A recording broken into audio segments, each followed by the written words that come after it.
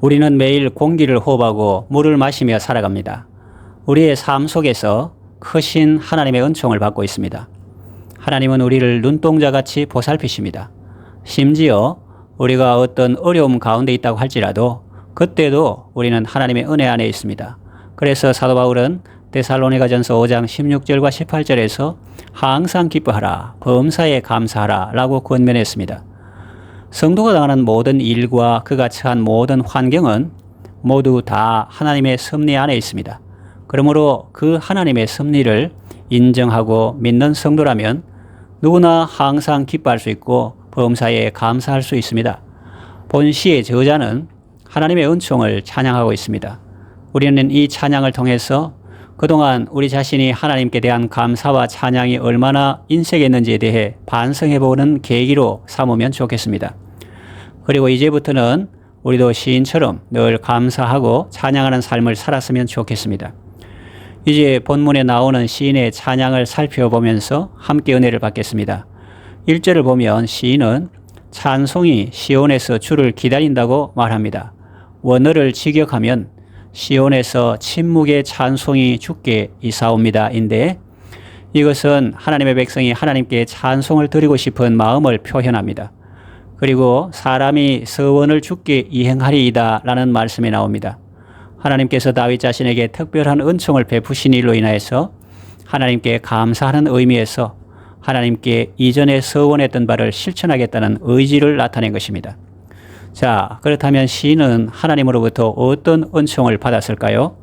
그가 기억하고 감사하는 은총의 내용은 무엇입니까? 첫째로 기도에 응답해 주신 은총입니다. 2절 기도를 들으시는 주여 모든 육체가 주께 나아오리이다 했습니다.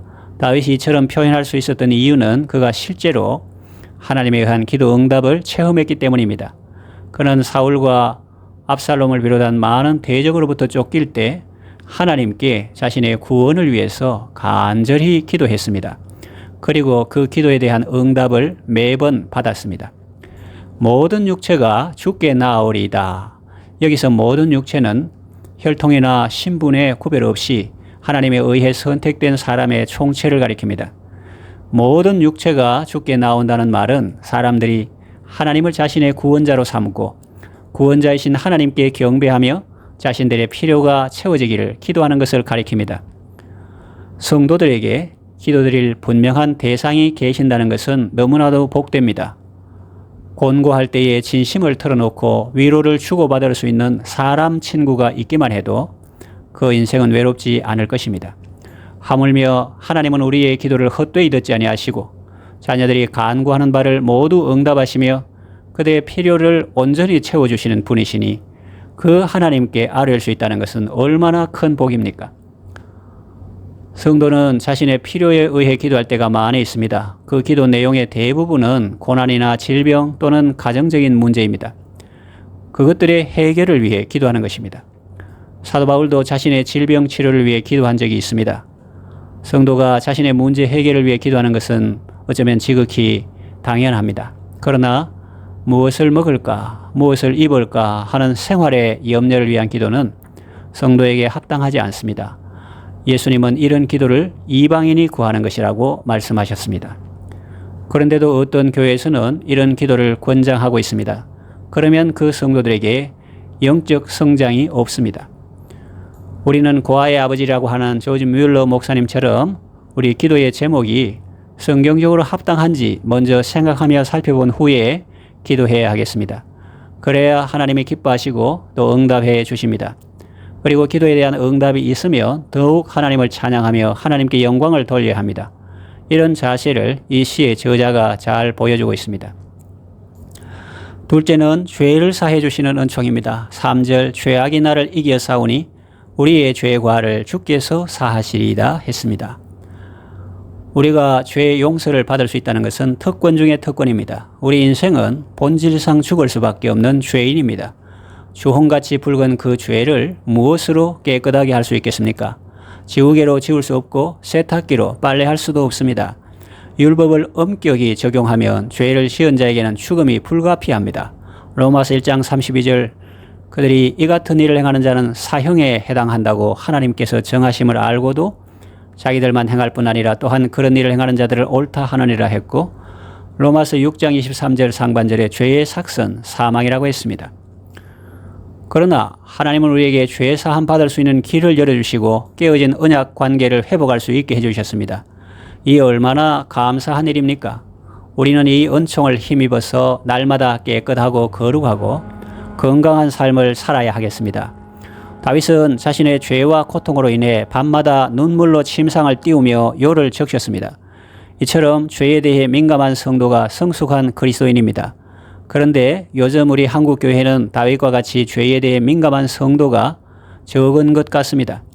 신약 성경에 나오는 고린도 교회는 음란한 자와 방탕한 자로 가득 차 있었습니다. 아버지의 아내를 자기가 취한 자도 있었습니다. 거기서 취했다 할 때 시제를 보면 미완료입니다. 다시 말하면 과거에 취했던 적이 한 번 있다는 의미가 아니라 취했고 지금도 계속 그 상태를 유지하고 있다는 말입니다. 그러고도 그 마음들이 완악해졌습니다. 부끄러운 줄도 모르고 이렇게 말했습니다. 우리가 다 죄인인데 누가 누구를 판단하겠다는 거야? 그러면서 아무렇지도 않은 듯이 계속 그렇게 살았다는 것입니다. 이것은 그 교회의 성도들이 죄에 대해서 매우 둔감했음을 입증합니다. 그러니 그 교회에 온갖 문제가 발생할 수밖에 없었을 것입니다. 그러므로 우리는 끊임없이 자신의 죄를 하나님 앞에 자백하며 용서를 구해야 합니다. 그래야 우리의 심령 속에서 진정한 감사와 찬양이 울려나오게 될 것입니다. 셋째로 예배하는 자에게 복 주시는 은총입니다. 4절에 보면 주께서 택하시고 가까이 오게 하사 주의 뜰에 거하게 하신 사람은 복이 있나이다. 우리가 주의 집 곧 주의 성전의 아름다움으로 만족하리이다 했습니다. 주의 뜰에 거한다는 말은 하나님과 밀접한 교제의 관계로 들어가게 됨을 뜻합니다. 그리고 복이 있나이다 라는 말은 사죄의 은총뿐만 아니라 일상적인 삶 가운데서 필요 적절한 자비를 얻는 일에까지 포괄적으로 적용되는 표현입니다. 우리가 주의 성전의 아름다움으로 만족하리이다 라는 구절은 하나님과의 교제를 통하여 주어지는 아름다움, 곧 신령한 은혜로 인하여 영혼 깊은 곳에서 우러나는 기쁨을 누리는 것을 가리킵니다. 이처럼 신자들에게 참된 만족을 가져다 주는 것은 이 세상의 재물이나 권세나 명예가 아닙니다. 오직 하나님과의 교제를 통해서만 진정한 기쁨을 누릴 수 있습니다. 이런 신령한 은혜를 받는 비결은 지속적으로 하나님과 긴밀한 교제를 갖는 것입니다. 하나님은 우리 인간이 지존하신 하나님과 교제를 나눌 수 있게 해주셨습니다. 실로 대단한 영광이요 축복입니다. 우리는 대통령이 마련한 만찬 석상에 초대받으면 매우 자랑스럽게 생각합니다. 그래서 그 사실을 다른 사람에게 자랑하곤 합니다. 가기 전에도 자랑하고 갔다 와서도 자랑합니다. 그리고 어떤 사람은 대통령과 악수한 손을 보존한다고 붕대로 사감기도 합니다. 그런데 성도는 하나님의 택하심을 받아 천국 잔치에 참여할 자격을 얻었습니다. 이 사실을 믿는다면 당연히 기뻐하며 하나님을 찬양해야 할 것입니다. 우리 속은 이런 기쁨과 감격으로 날마다 충만해야 합니다. 만일 그렇지 못하다면 우리는 우리를 택하신 하나님을 욕되게 하는 자에 불과합니다. 성도에게 있어서 구원의 기쁨과 감격은 가뭄에 콩나듯이 있는 것이 아닙니다. 항상 있어야 하는 것입니다. 그래야 그의 삶이 정상이라고 할 수 있습니다. 그러나 많은 성도가 그런 감격 속에 살고 있지 않은 것 같습니다. 우리 자신들도 그것을 당연시하며 그 감격 없음에 대하여 심각하게 생각하지 않습니다. 예수님께서 이 땅에 오신 것은 양으로 생명을 얻게 하시고 더욱 풍성히 얻게 하기 위해서입니다. 그러므로 우리는 하나님의 택한 백성으로서 하나님의 풍성한 생명을 누리며 그분의 은총에 대해서 날마다 감사해야 할 것입니다. 넷째는 구원해 주시는 은총입니다. 5절에 우리 구원의 하나님이시여 땅의 모든 끝과 먼 바다에 있는 자에 의지할 주께서 의를 좇아 엄위하신 일로 우리에게 응답하시리이다 했습니다. 우리 구원의 하나님이라는 표현은 하나님께서 이스라엘을 구원하셨던 역사적 사실에 근거한 호칭입니다. 다윗은 이런 호칭의 사용을 통하여 하나님의 구원 섭리가 계속 펼쳐지기를 기대하며 믿고 있습니다. 땅의 모든 끝과 먼 바다에 있는 자에 의지할 주라는 말은 하나님께서 이방인들의 구원자도 되심을 나타냅니다. 하나님께서 이스라엘을 제사장 나라로 삼으신 것은 이스라엘 백성들만 구원하시기 위함이 아니라 그들을 통해 이방인들도 구원을 얻게 하기 위함이었습니다.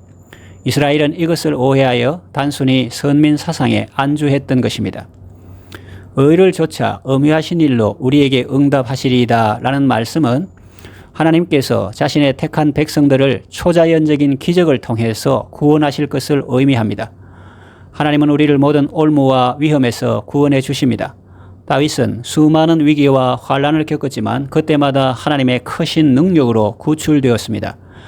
이 구원의 은총은 다윗에게만 주어졌던 전유물은 결코 아닙니다. 하나님은 당신의 모든 자녀들에게 다윗에게 베푸셨던 그 구원의 은총을 지금도 동일하게 베풀어 주기를 원하십니다.